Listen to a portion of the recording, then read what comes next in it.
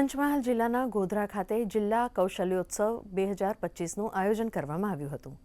ગોધરાના civil lines road ઉપર આવેલ Telang high school ખાતે યોજાયેલ આ કૌશલ્ય ઉત્સવમાં પંચમહાલ જિલ્લાના 7 તાલુકાની કુલ 83 જેટલી શાળાઓના 210 કરતાં વધુ વિદ્યાર્થીઓએ ભાગ લીધો હતો, જેમાં વિદ્યાર્થીઓએ વોકેશનલ ટ્રેનરના માર્ગદર્શન હેઠળ વિવિધ ક્ષેત્રની કૌશલ્યવર્ધક કૃતિઓ રજૂ કરી હતી, જેમાં beauty and wellness, information technology, apparel, કૃષિ વિભાગ તથા હાર્ડવેર અને ઇલેક્ટ્રોનિક્સ જેવા ક્ષેત્રની વિવિધ આકર્ષક અને પ્રયોગશીલ કૃતિઓનો સમાવેશ થાય છે।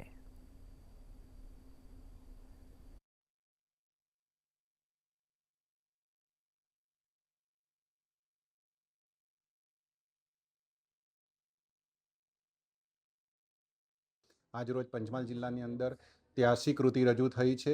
દરેક કૃતિ બધા જ ટ્રેડને કવર કરી રહી છે અને બાળકો શ્રેષ્ઠ જે કામગીરી કરી છે શાળાની અંદર તેનું આજે પ્રદર્શિત કરી રહ્યા છે।